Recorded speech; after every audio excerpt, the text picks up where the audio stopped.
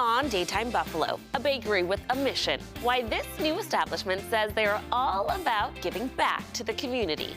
And finding a minority-owned business has never been easier. That Brown Bag joins us in the studio to talk about their on-stop shop approach. It's all coming up right here on Daytime Buffalo.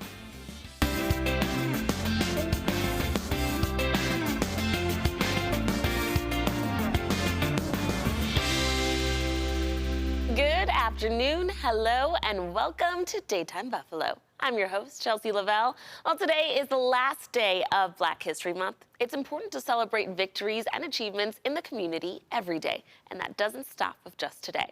Right now, I'm joined by Chantel Patton, the founder of That Brown Paper Bag Minority Business Directory. Chantel, thank you so much for joining me. Thank you for having me. I want you to talk to me a little bit about That Brown Bag. We have the book and the directory right here, but for those who aren't quite sure what it is, can you explain? Absolutely. So That Brown Bag is, in fact, a minority business directory. It was created in 2018, and I designed it to serve as a one-stop shop, a comprehensive resource for individuals who are looking to support the Buy Black movement to really have an answer to the I didn't know who or where. It started out as a little pamphlet, and as you can see today, it's grown, and I'm hoping that it continues in its growth pattern. How long have you been around and doing this? 5+ years. I'm always, of course, been a supporter of Black-owned business. I've been Black all my life. So, but this really turned into a movement for me in 2018. In 2018. Talk to me a little bit about what it was like trying to get this together. You had to go out in the community, I'm sure, go around. How did you kind of build this, your Rolodex, to be able to make this? So, the crazy part is actually this started from a Facebook post. No way. I was actually scrolling along Facebook, and I came across a post that says, why doesn't somebody create a list of all the Black-owned businesses in Buffalo? But when I read it, the universe actually reworded it and said, Chantel, why don't you create a Black-owned business directory, the list of all the Black-owned businesses in Buffalo? My next Facebook post was, tag all the Black-owned businesses that you know of here, and that was what started the directory. That was what started the movement that we all now know as That Brown Bag. And you guys have a website and just the book, and this is really cool because you can say, like you said, I want a Black chiropractor. It's here, right? You know where to go. What more do you want? Where do you want to see this go? I think that this is something that can be utilized from city to city, state to state. We're talking about an opportunity to give a highlight to the backbone of communities in every city, everywhere. Small Black-owned businesses actually create and drive the landscape in the community I know in which I live. I'm sure where you're from as well. So we're talking about supporting a community that supports us. Mm-hmm. So we do have the directory. That is our annual publication. We have the Brown Bag Certified website. We've got Instagram and Facebook. Everything is That Brown Bag. And then I also have the Brown Bag Business Association, where I support the business owners that are listed in the publication with tips, information, resources, things of that nature as well. You're helping them to continue to succeed. What do you think is next for you and the Brown Bag? For us, I think we are looking to try to move this to a mobile application versus someone carrying around the book, which I love, the feel of turning pages. Mm-hmm. But I would like this to be the most accessible resource around, where someone can simply pull out their phones. We have them in our pockets and in our hands all the time. So why not have this resource at people's fingertips, even more accessible than it is today? How can people contact you if they want to be added, and what more do you do to help the businesses that you support in this book? Everything is Brown Bag Certified, www.brownbagcertified.com, for being able to be listed into the directory. And I mean, I'm looking just to provide exposure. So I receive requests for proposals. I receive vendor requests from corporations and organizations. And my job is to put these businesses in front of those entities. I can't think of a better person to ask. What do you think Black History Month means to you? Well, my Black History Month starts on January 1st and it ends on December 31st. Mm-hmm. But Black History Month is an opportunity for us to really hone in and self-reflect on our history. Those of us that are still here are the strongest of the strongest. And to have a moment to take that in, reflect on it, and really sit with it. Absolutely. what are you hoping for the next people that come around and get added? How are they going to have continued success, and how are you going to help them? I think it's really just in the sharing of information and of knowledge. A lot of the things that we are looking for and to do require access to information. And in me being the conduit that takes them from not knowing to knowledge, I'm hoping that it expands their base and it takes them from surviving to thriving in their business. I think you're doing an incredible job. And also, let's talk about the merch that you're wearing now, because you don't just highlight other businesses, you have your own merch. Yes, so there is absolutely going to be it's about the Black business owners. For me, you're going to see that logo. You'll see the Africa and the fist. They're all symbols of what it means to be Black and what it means to really persevere. So I have merchandise, sweatshirts, T-shirts, and it's more than just slapping a logo on a piece of merchandise or on a garment. It's really, these are all thought out pieces. Definitely just tapping deep into the messagery that comes in our fabrics and, the colors and, just really being intentional about what we put forth as far as what we are representing. And really quickly, tell me about the event you're having this weekend. This Saturday, Princess's Studio and Art Gallery on Hurdle Avenue, I'm hosting I Love You Black Man. This is going to be a mind, body, spirit experience. Black men are often told you can't cry, you can't be vulnerable, and that often takes them from a couch of depression to a couch of anger. This event is designed with the hopes to start the conversation that says it is okay to be vulnerable. It is okay to feel, and what are your outlets when you do have those times and those moments. Well, Chantel, thank you so much for being on here, and thank you for your continued work and bringing up the Black community and beyond. So I wish you luck. I'm looking out for that app. I hope it's coming soon, and thank you for being here. Bethel African Methodist Episcopal Church has been a cornerstone in Buffalo's Black faith community for centuries. I sat down with a pastor at Bethel AME to turn back the pages of its history from its founding to the Underground Railroad and beyond.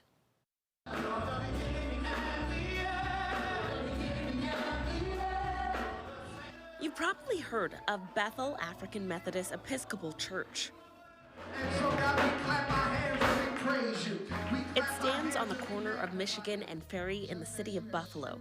But what you know of Bethel AME today came after many years of change. It began in 1831, organized in 1831.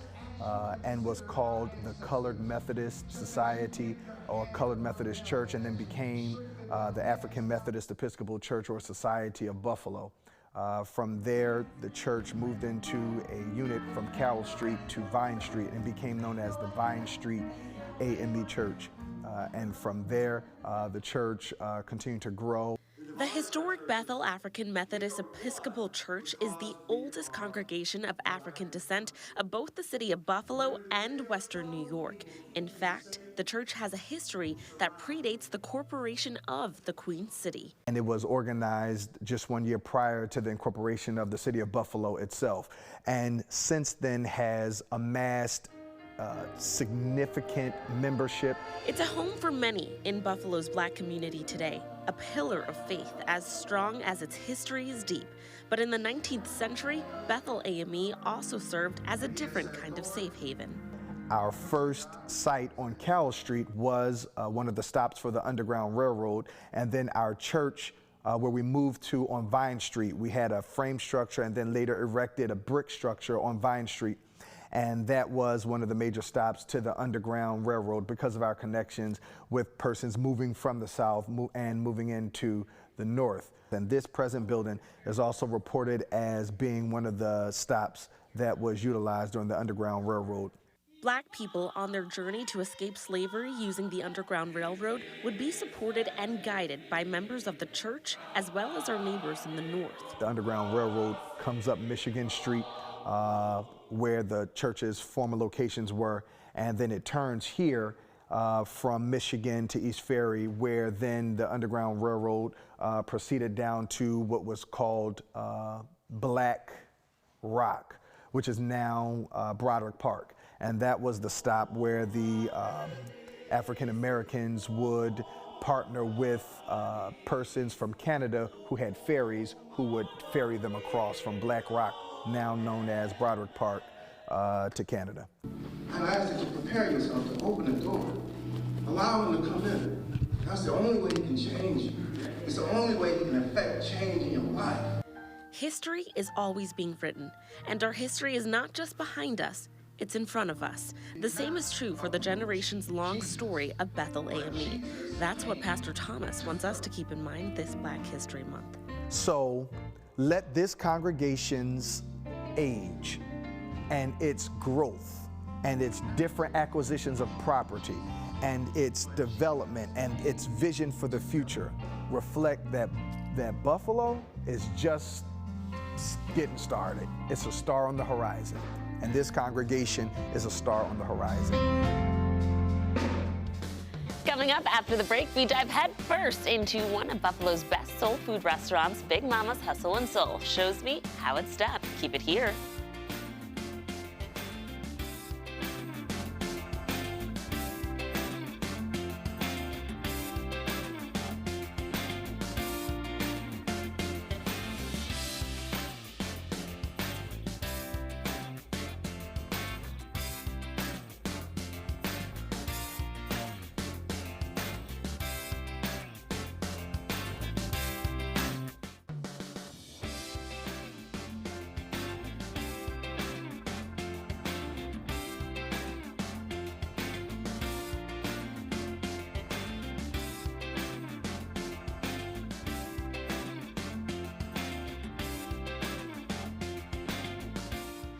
A new subway line is changing the way some New Yorkers get around, and it's saving some as much as 45 minutes on their commute. Check it out. It's the first time in a century change like this has come to the Long Island Railroad. The first train rolling into Grand Central Madison around 6 this morning. In New York style, it carried commuters in a hurry but happy. Great ride. Very good. Smoothest ride on the Long Island Railroad. All branches of the LIRR now make stops here, with 274 additional trains each weekday. That's a 41% increase in services. Throughout the day, railroad riders continue to show their excitement, since many now have trimmed up to 40 minutes off their commute. It's a dream come true. Finally made it. Finally made it. 2 minutes to walk to work. It's lovely. It's great. Changed my life. The new station means for the first time, Long Island commuters have direct access to Manhattan's east side. Before this, the only option was Penn Station on the west side. But for those who still need to head to the west side, it does come with headaches. The new schedule means less trains will run there, and also, in some cases, longer transfer times at Jamaica Station. The only bad part is you have to wait a half hour at Jamaica to transfer. And for those commuters heading into Brooklyn, many direct trains between Long Island and Atlantic Terminal no longer exist. This man says it's like the city is favoring Manhattan commuters. It's an inconvenience. So it's either you're going to reach to work way earlier or you're going to reach to work later. So for me, I got to leave earlier. After greeting commuters today at the new station, we questioned the LIRR president about these issues, asking if this new schedule will stick. This is a lot of change for a railroad that, with respect to its schedules, hasn't changed all that much for the last 100 years. So we're going to see who's taking what trains, and we're going to adjust as we go. Talk to me about what it's like owning and having this establishment, Big Mama's Hustle and Soul. You guys are pretty new. You've only been open for about 2 years, right? Yeah, it'll be 2 years in September. Actually, September 11th. It'll be 2 years. It's good. It's great having a business like this. It's hard, but it's good. Mm-hmm. I like it. I'm not gonna say I like it. I love it. Good. I love it. I love the people. I love cooking because I have 5 kids, 3 boys, 2 girls, and I had to cook. And there was a lot of cooking in that household. A lot of cooking. And also, I used to cook, sell dinners out of my house. Okay. And my girls would be there helping me, and I used to always tell them, this kitchen is getting too small. I need something bigger. And look at that. You manifested all of this. Yes, I did. Yes, I did. And I love that you said this is really a family-run business. Yeah. Now, your dad actually started this first, right? Yes. And then he kind of wanted to take a step back, and you stepped in. Yes. He was like, you got this down pat. It's not like he just walked away from it because he's still involved. If there's something that I need, far-wise is going shopping, or I'm not sure who to call for, like anything, he's still there. And he let me do my thing. Yeah. And I'm loving it. That's good. I'm loving it. Talk to me a little bit about how the community has accepted you and welcomed you. Oh, the community loves the food. They love it. When I say Wednesdays and Thursdays are kind of slow, but our Fridays, Saturdays, and Sundays, the phones are ringing, the DoorDash is going off, the Grubhub, the door is ringing, the chime is going. They really love the food around here. When I told one of my customers that we might be closing down, they were like, oh no, don't do that. Why would you do that? Where are we going to get our food from? And then when he came back in, he was like, oh, I see you're still here. And I'm like, yeah, we're still here. Good. And like I said, they love it around here. They love the oxtails, the macaroni and cheese, the ribs, the yams, steak rolls, all of that. I love the people around here. And they're not the only ones that come to the restaurant. We have people from the east side. Even though they say it's a long ride, but they still come. That's amazing. And you know what the best part about being a small-owned business like you is you really get to know the people. Yes. What's it like when someone comes in, they're like, I can't come, but I really want this. You know what, it puts a smile on my face, and not only on my face, but my heart. Because I know I'm doing something right. When I know people are coming in, and when they come back, especially when they come back, and my regulars, and then when my regulars say, oh, I told my friend, or I told my aunt, I told my mother, they'll be in. And these people really come in, and they're bringing other people with them. And it's like, wow, Chantel, look at you. Yeah. Look at you. You are loved. Yes. And welcome. Yes. So thank you for what you're doing for the community, bringing a local business, a Black-owned business to our community, and you are thriving. You are excelling, and we're so proud of you. Thank you so much. Thank you. I hope you're feeling hungry, because we're going to make you more hungry right now. Joining me in the kitchen studio today is Leah and Levita of Rada Big Goods. Yes. Hi, guys. Thanks for coming on. Thank you for having us. You guys are having your grand opening coming up soon. How excited are you? Very much. When is it? March 18th. March 18th. Yes. Now, I want to know a little bit about how your background and how you got into baking, because you have a local story. Yeah. So my husband suggested one day that we jump into this venture. He has a background history in higher education. Okay. Graduated with his master's degree, and I went to culinary school for right baking here. and pastry arts. ECC. Yes, North Campus. Nice. And they have really nice chefs there. We went through the program. I was actually pregnant with my youngest son at the time. So he, in a way, was there the whole entire journey up to this point. Yeah. We started off online, launched in 2020 with our LLC. We were doing it through Facebook Markets and things like that. Then about maybe like 6 months into that, we went into the West Side Bazaar. We were there for a year, and we decided last July to actually go upon the venture of getting into a brick and mortar building. I want to know, because you guys have a really important mission, and I think it's really special, because you brought all of this deliciousness, and it's gorgeous, but you're doing more. You're giving back to the community, right? Yes. So what we do here in the community, we like to partner with different corporations, non-for-profit organizations, such as Compare. We did a combination with a Say Yes program. We do Say Yes academies as well, where we host decorating classes for the youth. We also partner with Deion Dawkins from the Buffalo Bills for the Deion Dreamers. Wow. So we do a lot of partnerships and giving back to our community. Yeah, and that's part of your mission, right? Talk to me about what your mission is. So our bakery exists because mostly not only do we want to create generational wealth within our family, but we also want to extend that to the people who live in Buffalo around us. We want to give back in any way possible, so the bakery exists as an avenue to do that, whether it be donations through our physical time, through just helping other people when it comes to financial literacy and things like that. We want to be able to spread that. So one of the things that we're doing, we are partnering with the Mayor Summer Youth Program.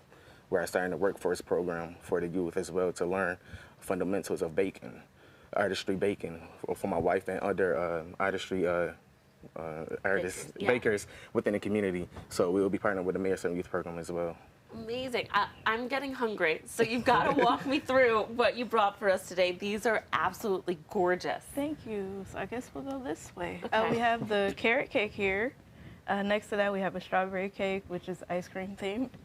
Then we have in the middle, it's a vanilla cake, but we have a new cake trend going around. That's so I don't know if you've seen cute. it. It's the cartoon cake. Yeah. So we wanted to give that a try. It's vanilla flavored. Then next to that, we have our coconut cake, a miniature version of it. And then we have a Biscoff cake. This I don't know is if you've yummy. heard of the airplane cookies? Oh, yeah. I always choose those. Right. And then we have chocolate chip cookies and our fudge brownies with M&Ms in the middle there. So yummy. What do you want people to feel when they come into your shop when you guys finally open? We want the impact of what we do to embody when you're eating the baked goods, because you doing that is a way of supporting the community. Right. So as you're eating this, you're also having it in your mind that we're donating part of that proceed to somewhere. Mm-hmm. So it's a two-in-one type of thing. We want you to be happy, give family vibes, kind of like you do in Grandma's kitchen. Yeah. Well, I'm so jealous of you guys. My sister is actually a phenomenal baker. She's visiting me this weekend, so I'm gonna have to bring her over to you guys. We'll have to have a sneak peek, and you can teach her some of these things, because this is absolutely gorgeous. And I really want to know if you have any events coming up. Yes, so March 18th, we're going to have a big, giant event. It's going to be live performances, it's going to be giveaways, it's going to be face painting, a DJ, live music. It's more of a community event than a grand opening for us. We want to embrace Black rock community. Wow, that is awesome, and that's what we're doing today. Obviously, right now we're celebrating Black History Month as it ends, and we know that it doesn't stop here, right? It's not just this month. Black History is all day, every day. Yes. But what does it mean to you guys? For me, it's about connecting to roots, learning history, just reflecting on the past, and just nominating and bringing forward the people today that are. Yes. Ownership is key, especially what happened to Black Wall Street years ago. Black people had a lot of land, we had a lot of businesses going on for each other, and we just want to bring that back to our community. Well, thank you guys. We wish you the best of luck with your opening and your party, and we know that you're going to do great things for this community, so thank you so much. Still to come on Daytime Buffalo, a coffee shop with a mission. We're talking to the owners of Unapologetic Coffee. Stick with us. That's coming up after the break. Thank you guys so much. It was so nice.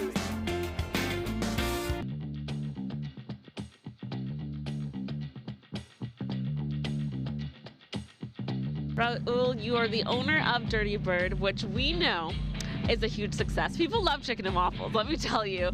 And I've seen people coming up to your truck. What does it mean to you to be in business, especially as a Black business owner, as we close out Black History Month? We just appreciate the support from the community that we get. Community's been great since we started, so I mean, especially being a Black-owned business, we get support from all different various ethnic groups, so it really helps us out. Now, you have the food trucks, and you guys have been so successful that you've been able to open a restaurant, right? Yes, we had the food trucks for the last 8 years, and we've had the restaurant for 3 years now. Now, during this Black History Month, it's a time of reflection. What does Black History Month mean to you? Black History Month to us in general, the crew and all the staff, gives us a time to reflect on those that came before us who made the sacrifices they did to give us the opportunity to do what we're able to do now.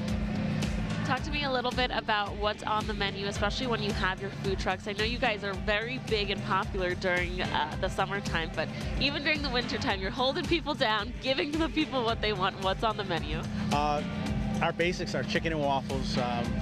Now for Lent, we have fish fry. We have haddock fish fry, we have fish tacos, chicken tacos, various different items, that are on our menu year round, but that keep the crowds coming back. What do you think makes your chicken and waffle better or the best? Because everyone can make a chicken and waffle, but people keep coming back to your place. We make everything fresh off the truck, and in the restaurant, nothing's ever frozen, so the quality and love that we put into everything that we put out really makes it stand out. How do you give back to the community? Because clearly they've been supportive of you.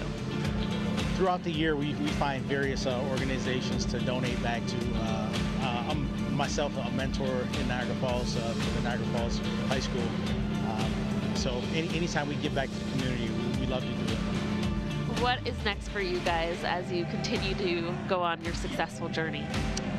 We have a couple things in the works. So maybe one more food trailer that's going to be hitting the road by a little bit before summertime. So hopefully that can be a good start. That'll be very exciting. Looking forward to the warm weather for some chicken and waffles. Thank you so much for coming on, doing great stuff, and giving everyone what they want to make them no longer hungry. Thank you. A pilot program in Britain testing a 4-day work week was so successful that 91% of the companies involved said they would make it permanent. Now, some U.S. lawmakers are pushing American companies to give it a try. One fewer day each week of the alarm clock and the morning commute. John Byrne says once his software company in Baltimore instituted a 32-hour work week, the productivity of his 37 employees increased. And so did profits. We've asked the employees to ruthlessly look at their work, get rid of extraneous meetings, extraneous phone calls, paperwork, things of this nature, and reduce down the amount of wasted work.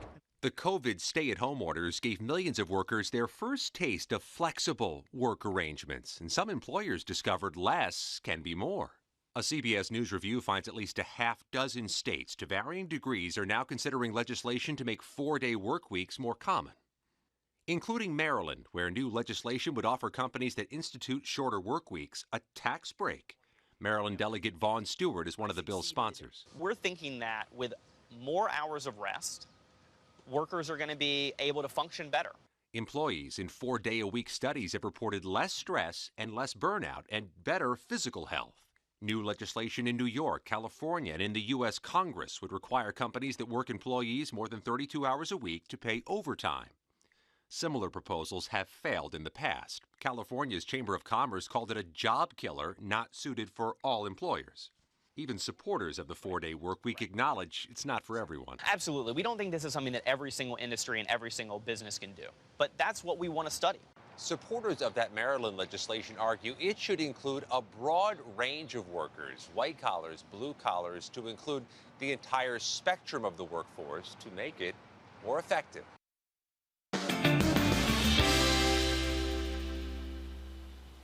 We are blessed to have another guest in studio. We've got Alicia and Elisa of Unapologetic Coffee. Thank you guys so much for being here. Thank you for having us. Did you guys feel that twindom? I just felt that. Don't do it on purpose. Oh, that was so cute. I want to know all about Unapologetic Coffee and how you got started. So it got started quite organically. It was a family thing for us. We got started drinking coffee when we were young, at a young age, with our grandma around a fireplace. So as we grew up and expanded across all parts of the country. It's one of those things that we use as a communication tool. So when COVID hit, my sister working at a school, she wanted to open a space that her kids could actually go to and have a safe space. But COVID kind of put a lot of blocks in the way for restaurants. So we decided to become a fully online coffee roaster. And that's how Unapologetic Coffee got started. Yeah, the cafe is like the afterthought. Everyone's like, oh, you opened a cafe? I'm like, we actually opened a roaster. And then the cafe came like 3-4 months later.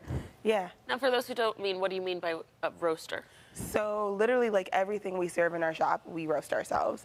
We are 100% roasting, packaging, delivering all of our coffee ourselves with our 3-man crew. You put in a lot of work. Absolutely. And also, part of your mission is that you're 100% women-owned. Yes. And obviously, we couldn't change that. We were just, twin sisters who happened to love working together. But we've been really fortunate. The girls who are at the shop, they just kind of came gradually, so we're still 100% women-ran to this day. Even our mom, even our accountant.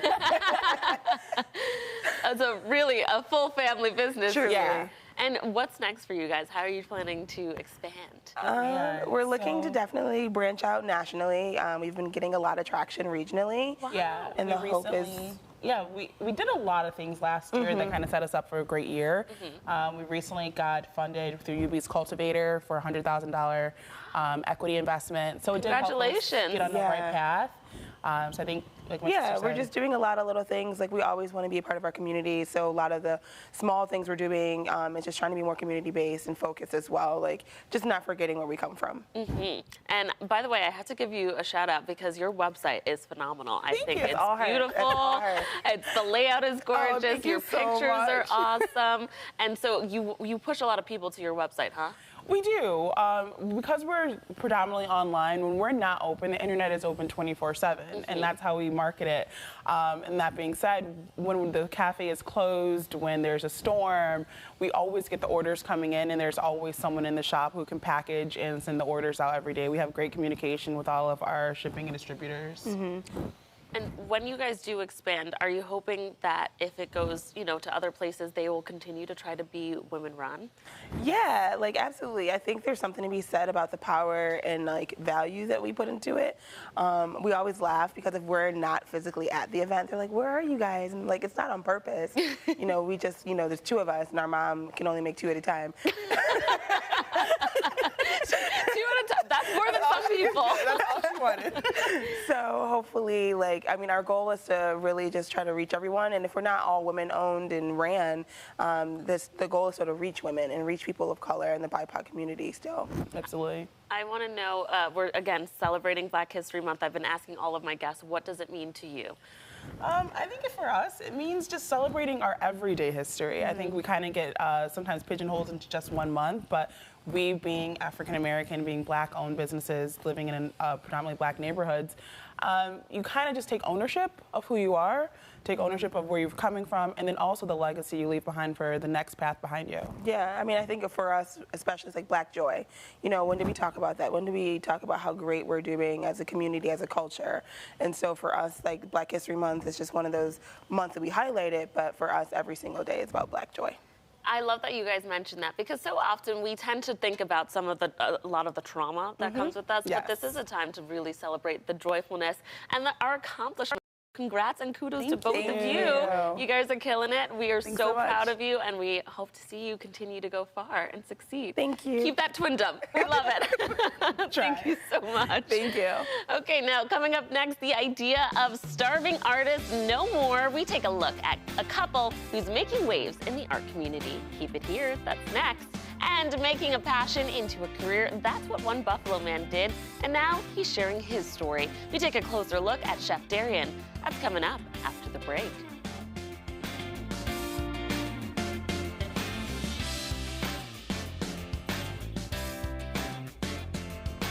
Well, our next guest is a fabulous couple that I had the honor of meeting over the weekend.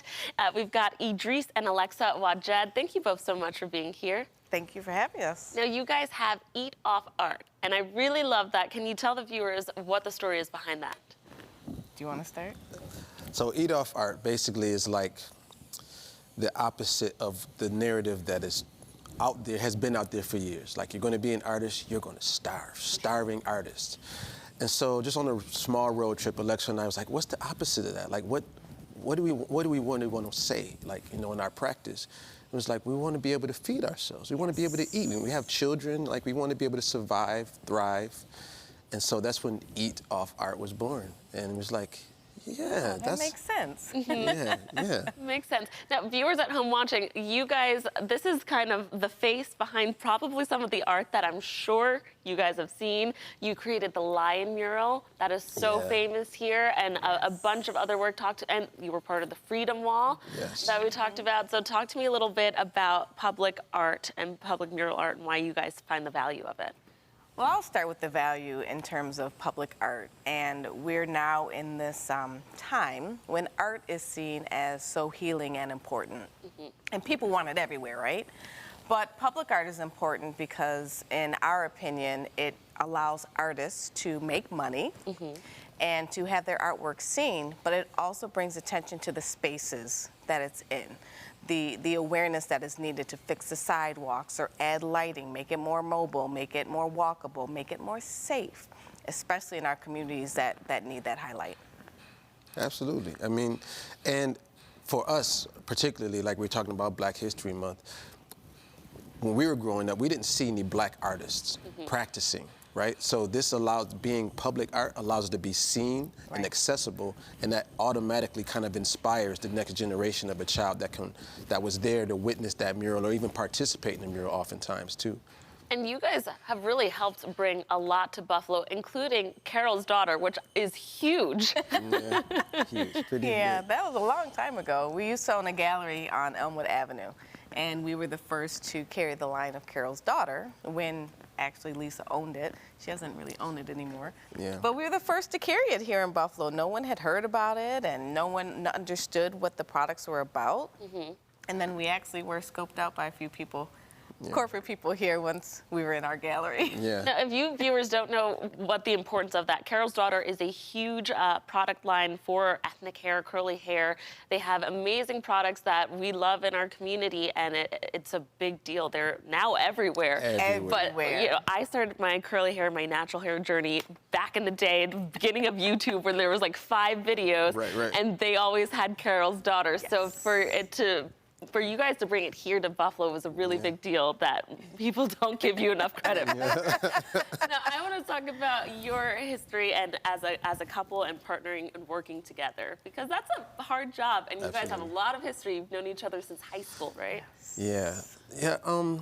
I'm great. I tell everybody I'm really grateful for Alexa, you know, for so many reasons. But we started out as friends, and staying as friends is like paramount to our relationship, you know. And it just so happens that we both have an interest in art. We're both creatives. We're both problem solvers in a sense, and so that's our language. You know, that's where we're most comfortable and suited. But you know, I'm grateful. I'm super grateful. That's all I can say. I'm just grateful because this is very rare. It's very rare. It really is. Because it's still a marriage. Find me. Still a marriage. And I just want to give Alexa a shout out right now, because you also make jewelry. Yes. Yeah, we actually both make jewelry. I hand paint upcycled leather earrings and jewelry and accessories. And I started just a few years ago, but these are some of them. Beautiful. Hand painted. Hand painted, yes, with my abstract art. And Idris is metalsmith, second generation. Second generation. Wow. I don't do jewelry as often as I want. However, it is there. It's like I have it as a skill set. I want to know what's next for you two. Ooh. Wow. Let's see, what time is it? And I want an inside scoop. I know you've always got stuff going, because the Freedom Mall, that was a big deal. You guys work with AKG. Yes, correct? yes, working with the AKG. Idris has a project coming up, a mural with an artist outside of Pittsburgh, collaborating with Albright Knox just as a community liaison. And then we're also putting a lot of our efforts to our nonprofit, which is called Culture Inc. And we're working on artistic program, non-traditional and innovative artistic programming that deals with mental health. Beautiful. And we know the value that art can bring in helping mental health and people in crisis and struggling. Absolutely. You guys are doing big things. I could talk to you guys all day. Same. Let us know when you want a coffee. We appreciate your time here, and I know that you guys have more incredible stuff coming up. We're looking out for you, looking over all of the walls of Buffalo and seeing your art and inspiring Black people, especially in our community. We don't always see Black love that looks healthy, that looks strong, that's a partnership. So thank you guys for being a great example and the work you're doing in the community. Thank you for the impact you're having. Yes, definitely. All right, coming up, James Corden is preparing a star-studded send-off from CBS's Late Late Show, and the Academy Awards ceremony is less than 2 weeks away. Bradley Blackburn has more on your eye on entertainment. Write a lot of jokes and try to fit into your tuxedo. That's how Jimmy Kimmel says he's preparing to host the Oscars next month. I think you just want to be ready for anything. And you never obviously don't know when something crazy might happen. And crazy things seem to be happening a lot lately. Kimmel last hosted the award show in 2018 and in 2017 when the wrong Best Picture winner was announced. Last year's ceremony was infamously interrupted when Will Smith slapped presenter Chris Rock. NCIS airs its 450th episode tonight on CBS. Vega wasn't alone. Why aren't we looking at 2 fatalities? This could be why. It was used to weigh down on the gas pedal. The team investigates the death of a rideshare driver found dead after a car accident. NCIS debuted nearly 20 years ago, and actor Brian Dietzen, who plays Dr. Jimmy Palmer, has been there for all of it. how these characters interact with one another and live their lives, and how we see how the cases affect them personally has been kind of a hallmark of our television show, and I think that's what's kept us going. Welcome to the Late Late Show. And James Corden is preparing to sign off from the Late Late Show in a big way. CBS is giving him a 1-hour primetime special ahead of his final broadcast on April 27th. It will include a Lion King musical performance featuring actor Tom Cruise, from the looks of it, playing the warthog Pumbaa. More stars are expected to join in on the fun. Still to come, turning a passion into a career. We continue to celebrate Black History Month with a look at Chef Darian. Keep it here, that's coming up after the break.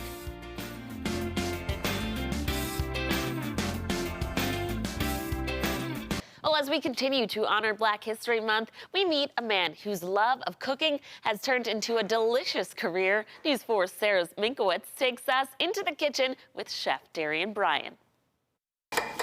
You gotta find something that you love and focus on it. That's why cooking is my thing. I'm making people happy through food. Chef Darian Bryan always knew he belonged in the kitchen. I was like 12 years old helping my mom in the kitchen. I'm like, I love this. I love the way food make people happy. You know, food is love. Food brings people together. Bryan grew up in Jamaica with a large family, and they always gathered around the dinner table. It's like 23 of us in one home, and that's the one thing that brings us together, food. So I'm like, I want to be a chef because I'm always going to have a job because people got to eat, right? And people love good food. About 10 years ago, he moved from Jamaica to Buffalo and immediately got to work carving out his path. Work at Denny's, my very first job in America. Denny's teach me so much. I never seen pancake before, never seen bacon. No moons over Miami. We don't have that stuff in Jamaica where I'm from in the country. He went to culinary school at ECC, then studied management at Buffalo State University. In the years that followed, he cooked at places like Hutch's Restaurant and Prima Cafe in Hamburg. It was there that he met his first Buffalo Bills player, Vontae Davis. I never watched football a day in my life. I'm from Jamaica, we play soccer, right? So I don't know anything about football. So when this guy asked me to be his personal chef, I'm like, this guy, I told my wife, I'm like, this guy want me to be his personal chef. He said, play for the Buffalo Bills. I'm like, she's like, that's a big deal. Before he knew it, more NFL players wanted a taste of his authentic dishes. The word of mouth, people heard about me, the Jamaican guy cooking all this delicious food. They're like, they want a piece of it too. And I pretty much cook for the entire team overall, like, you know, Josh, Diggs, name them, I cook for them. Bryan says it was when he opened his venue, the Plating Society at Seneca Street, a year ago, that he felt he made it. When I opened this place, I'm like, wow. After doing, you know, all these dinner parties, going to people's homes, and after like at my own space, it's like, yo, I did this, you know what I mean? I'm like, it's like my second home. I never want to leave this space. But he does, to spend time with his wife, Jessica, who he credits a lot of his success to, and their children. I got a great team and great, you know, support each and every day. So I'm just grateful. I'm just blessed, man. Just happy to be here. 10 years and still going strong, baby. Sarah Minkowitz, News 4.